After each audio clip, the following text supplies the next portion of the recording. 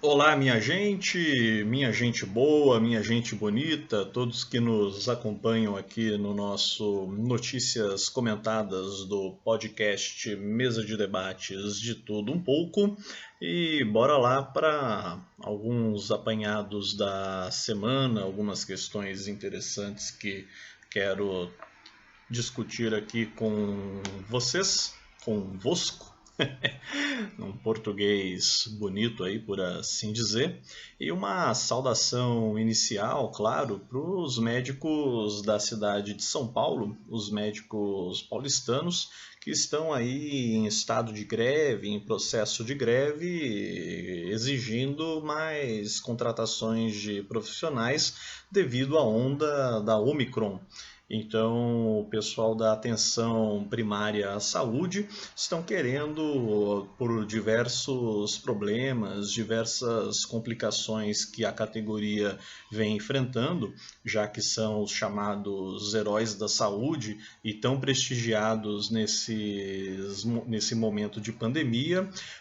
parece que os governos e mais em especial a gestão do prefeito substituto, do prefeito agora de facto Ricardo Nunes do MDB, estão aí tratando a situação de forma depreciativa e não corroborando com aquilo que a categoria espera para justamente se manter mais segura, com menos complicações do trabalho e, claro, ter o devido respeito enquanto profissionais da saúde nesse momento que a gente prisa por cuidados e quanto menos contaminação menor.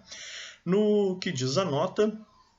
denunciam a situação de sobrecarga de trabalho, tendo que realizar horas extras sem mesmo garantia de pagamento, assim como aumento de casos de infecção e afastamento entre os profissionais, sem reposição do quadro. Diante disso, começaram hoje uma discussão,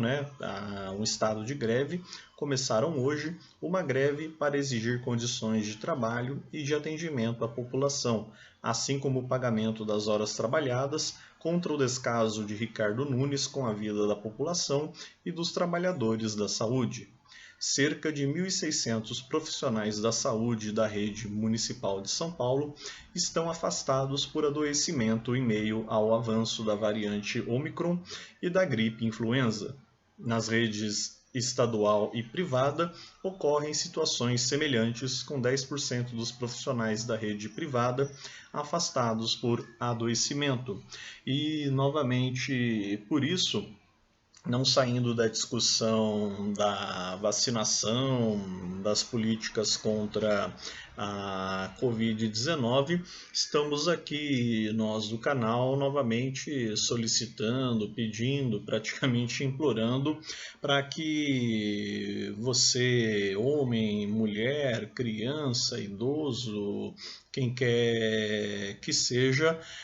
procure tomar todos os devidos cuidados, procure se proteger, procure evidentemente tomar as vacinas sem essas picuinhas de que vacina A, vacina B, se tem que tomar a segunda dose, a terceira dose, a milésima dose. Vamos procurar caminhar com aquilo que a ciência vem nos apontando, vem nos trazendo, e não precisa acreditar aí no que a Globo está te dizendo. Acredite naquilo que os profissionais de saúde estão buscando e querendo transmitir aí para a população, e que nós, através do podcast Mesa de Debates, também vamos atrás para fazer a devida divulgação.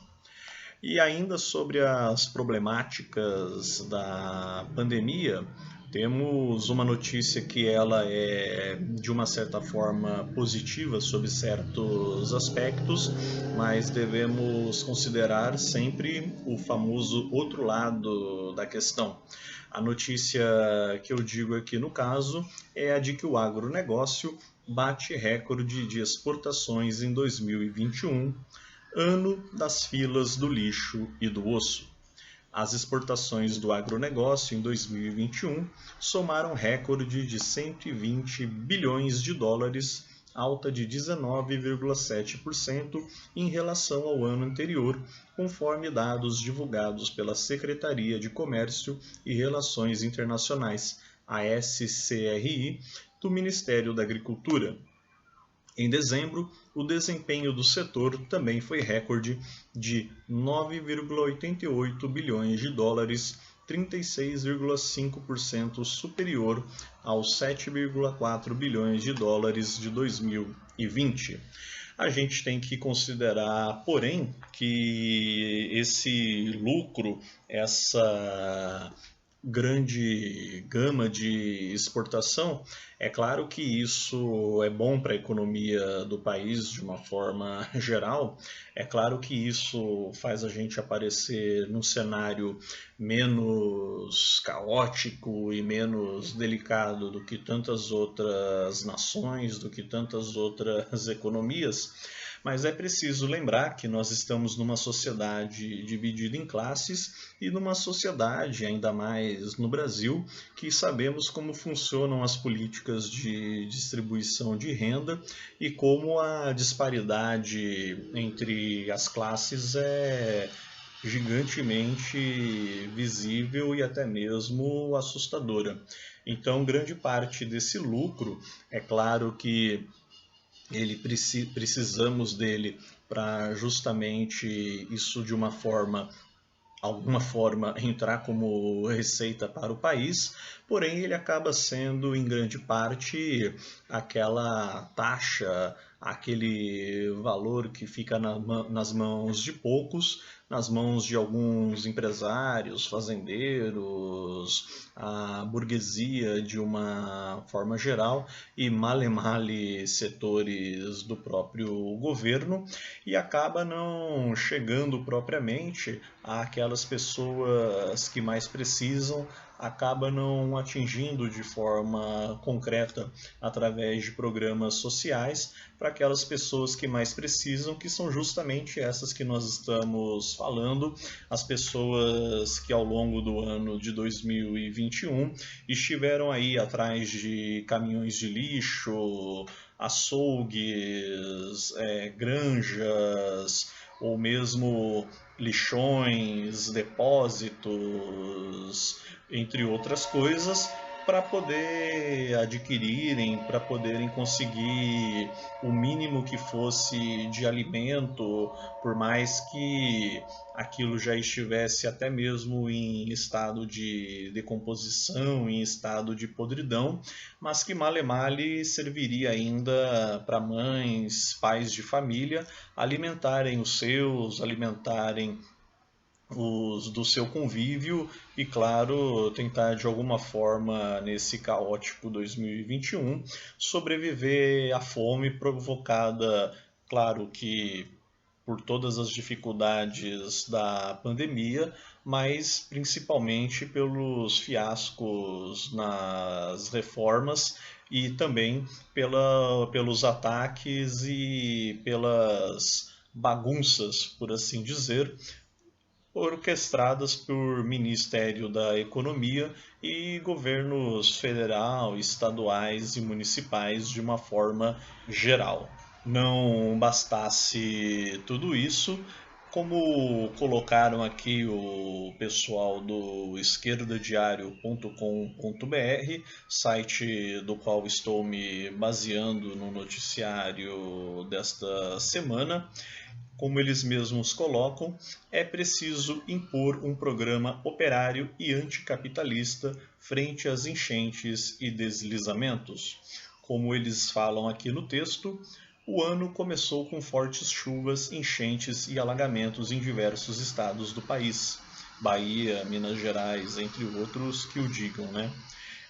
Voltando aqui para o texto, são milhares de famílias desabrigadas ou que perderam tudo, além das vítimas fatais. Uma tragédia social fruto da irracionalidade capitalista e do descaso dos governos. Bolsonaro, governadores, prefeitos e empresários são responsáveis por essa situação.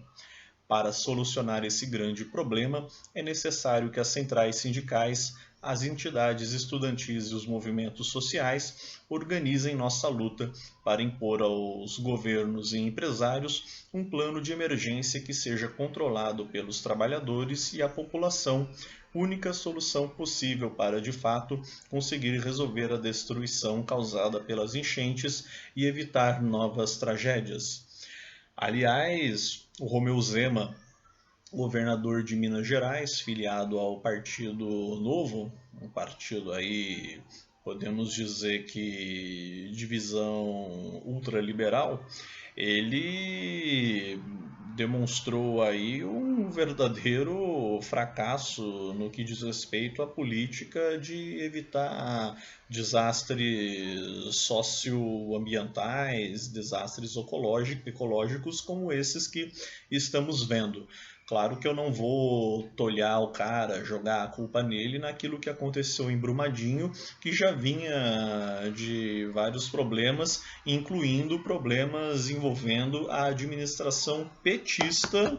que fique assim bem registrado, a administração petista nos idos aí da última gestão posterior a essa em Minas Gerais e que basicamente deu aí no que deu. Não por menos, a gente agora espera que com as devidas organizações, que a população, antes de tudo, frente aos problemas que estão vendo, consigam, dentro do possível, reconquistarem suas vidas, conseguirem voltar mais ou menos a, se é que podemos chamar de uma normalidade nesses últimos tempos, e que o prejuízo seja o quanto antes abatido. E todos esses desastres, como o próprio jornal coloca, desastre capitalista, são aqueles mesmos desastres ambientais que eu não sou nenhum gênio da lâmpada, não tenho nenhuma bola de cristal, mas são situações e fenômenos que a gente já vem analisando, vendo e entendendo. Aqui em São José dos Campos mesmo, para não ter que ir muito longe, vimos aí exemplos pequenos, mas de como a situação acaba ficando perdida e a população já não mais perplexa, porque acaba compreendendo, uns mais, outros menos, que na verdade, infelizmente, estamos abandonados. Isso, se bem usado, quem sabe o que é que pode apresentar de resposta nesse ano de 2022. Por falar em resposta, não esqueceremos os 10 anos do massacre do Pinheirinho, famoso massacre dirigido pelo PSDB paulista e a Polícia Militar, apoiados por grandes setores da imprensa burguesa, e que infelizmente resultou na expulsão de quase 2.000 famílias, algo em torno de 6, 7 mil pessoas que viviam aqui num extremo ponto, aliás, desculpem, num ponto da extrema região sul de São José dos Campos, Campo dos Alemães, Residencial União e Grande Região, e que infelizmente, devido às ações da polícia chefiada pelo PSDB de São Paulo estadual, e também o PSDB joseense aqui da nossa cidade, tomaram como atitude, mesmo após negociações e ações judiciais, atropelaram e acabaram cumprindo com a expulsão dessa população do Pinheirinho, uma região que já era praticamente um bairro com toda a estrutura que aquelas pessoas conseguiram se auto-organizar e montar naquela região, e tudo literalmente da noite para o dia, destruído e abandonado. As pessoas tendo que, em condições subhumanas, saírem sem os seus pertences ou com quase nenhum pertence e irem para abrigos improvisados em estádios, escolas, entre outras estruturas improvisadas oferecidas pela prefeitura à época de São José dos Campos, que acho que provavelmente nem eles calculavam o tamanho da desgraça que, por culpa deles próprios, estavam aí causando aqui na nossa região. Falamos então aí desses 10 anos da desocupação, em 22 de janeiro de 2012, e agora, neste sábado, dia 22 de janeiro de 2022, teremos então esse ato, essa manifestação, na mesma região onde era o antigo Pinheirinho, contra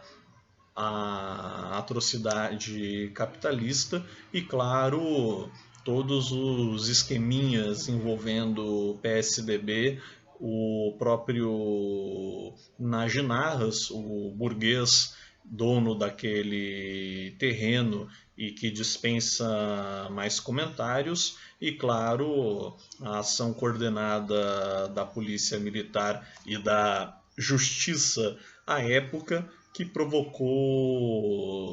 nada mais, nada menos do que uma carga de problemas econômicos, sociais e psicológicos para quase 7.000 pessoas naquele momento. Então, por essas e outras, 10 anos do massacre do Pinheirinho não esqueceremos. E dando uma mudada aqui no rumo da prosa, minha gente, uma coisa que eu estou querendo, já venho estudando, analisando e dentro do possível vou tentar trazer aqui para o canal. Eu não vou garantir que toda semana conseguirei fazer isso, mas pelo menos uma vez por mês ou a cada 15 dias a gente conseguir fazer um trabalho legal nesse sentido, acho que será muito bacana. Algumas dicas literárias podem de vez em quando serem até mesmo algumas resenhas, ou posso convidar pessoas para falarem de determinado texto, determinado livro, determinada obra, mas quero aproveitar esse notícias comentadas, aproveitar aqui o bojo da audiência e da contribuição de todos vocês para a gente falar Memórias Póstumas de Brás Cubas, um livro escrito pelo famoso Machado de Assis, dispensa comentários, e que, entre tantas coisas que a gente poderia falar, além da importância tanto do autor quanto da obra na literatura brasileira, mas com uma pegada mais com a cara do nosso canal, tentar entender e ver como a genialidade machadiana, usando da primeira pessoa na narrativa histórica, acaba mostrando para nós leitores, para nós que abraçamos a obra e procuramos evidentemente ampliar nossa mentalidade, ele acaba traçando do fim ao começo, ou do começo ao fim, ou do fim para o começo e novamente para o fim, a depender de como você queira interpretar as passagens de Memórias Póstumas de Brás Cubas, mas ele resumidamente acaba colocando aqui neste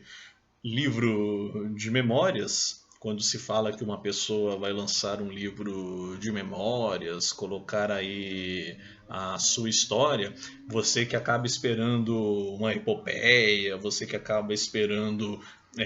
algo magnífico ou grandes conquistas pessoais de um certo alguém, na verdade você acaba vendo o quanto o burguês Brás Cubas, lembrando que Machado de Assis não é nenhum marxista, aliás, ele era um crítico, né, dos istas e dos ismos, da maneira dele, mas, como eu disse, embora não fosse nenhum marxista, Machado de Assis tinha um gênio bastante intelectual, bastante crítico e uma análise bastante rebuscada sobre aquilo que ele via à época, os elementos que se apresentavam à época e, evidentemente, aquele século XIX brasileiro foi muito propício para ele enxergar a época e muita coisa não mudou até então, como era a burguesia e a sociedade brasileira de uma forma geral no seu entendimento. Eis que, como eu havia dito, você que ao ler Memórias Póstumas de Brás Cubas vai imaginar, até na pretensão do próprio Brás Cubas, de deixar um grande legado para o mundo, você acaba vendo que ele não passa de um medíocre, de um burguês medíocre com alguma intenção, com alguma pretendência de grandeza, não por fazer um grande diferencial no mundo em benefício da humanidade, mas sim para ter a sua marca, para ter o seu nome provavelmente estampado em algum lugar, ou uma estátua erguida em sua homenagem, e no fim das contas ele sequer consegue isso. Ele não tem nem mesmo a capacidade, apesar do seu dinheiro, de conquistar isso, e a gente acaba vendo em Memórias Póstumas de Brás Cubas a forma que Machado de Assis busca de fazer uma crítica à mediocridade burguesa e, parando para pensar, quantos medíocres nós não convivemos, vemos e já tomamos conhecimento aí no nosso dia a dia, aí no noticiário, entre outros relacionamentos, não é? Claro que tem muita coisa que poderíamos falar desse livro, mas acho que até pela pegada do canal, esse é um aspecto que eu gostaria que vocês observassem, entendessem e não precisa concordar comigo, mas encarem aí essas 220 páginas para entenderem, pelo menos compreenderem um pouco do que é que eu estou falando. Beleza? Um bom resto aí de final de semana e um ótimo começo de semana. Lembrando então que nesse sábado todos convidados aí para o ato no Pinheirinho, no antigo terreno do Pinheirinho, aqui no Campo dos Alemães, Estrada do Imperador, em São José dos Campos. Um abraço, minha gente.